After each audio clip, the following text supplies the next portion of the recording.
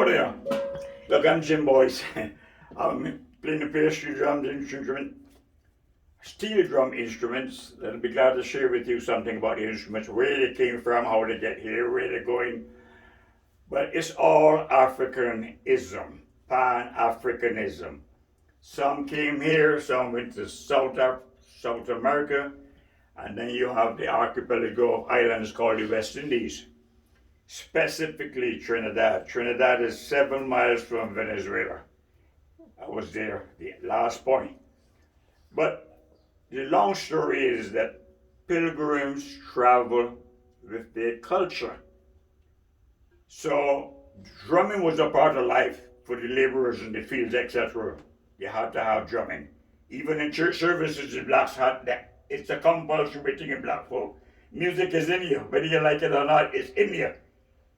You never see somebody black then tap their foot to music. But however, in the later stages, like 1800s, 19, coming to 20th century, blacks were very ambitious and they wanted to improve on the Congo drum. Because you had to have music for people to revel to. It was about revelry. Bands didn't stand up and play the move. Carnival Day, like Mardi Gras, you move. That was it. The same thing in New Orleans. I love that place, by the way. You movement. That is blackism. Everything else is fake. But it went through some stages that where America had a heavy influence. You had basses in Trinidad. You had oil drums in Trinidad. Trinidad is an oil producing country. That means there were always drums. I was there as a little boy in 46. They were Shell, TPD, they were always an abundance of drums.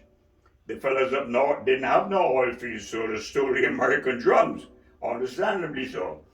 And experiments took place rather than pushing the drum outward and playing outside.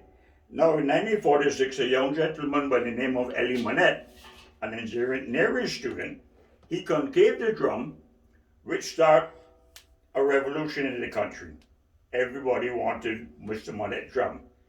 And from then to the 50s, bands were developing all over the country, to the other islands. Fellas went to England because we were under the British. But something happened. A couple of guys from Trinidad came to America. And this was the right place for the art form because of technology. But also luck played a part.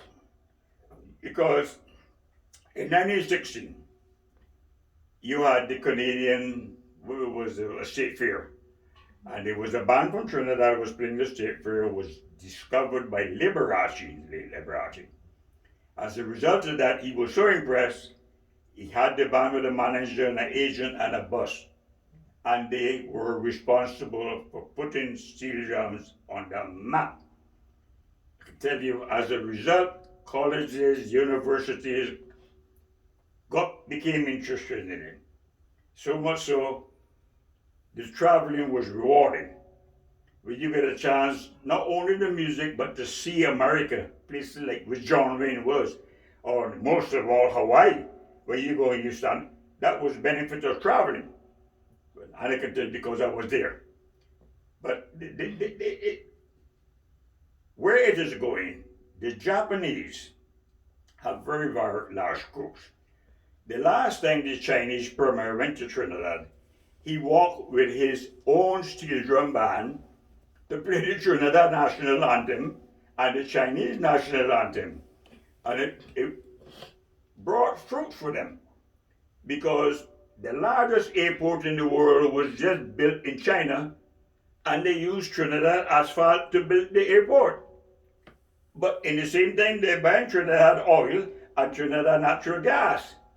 So we are in the limelight. We are only 7 miles from Venezuela. Whether we like it or not, we are involved. Back to the art form, it's a glorious thing. Bands are also in Australia. It's a pan-African art form.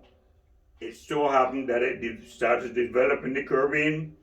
No longer it's owned by the Caribbean, people of the world. And we are very proud to be. It's a black thing. Who want to participate in it, you're welcome to. It's a beautiful art form. Hope you enjoy yourself. Oh my God.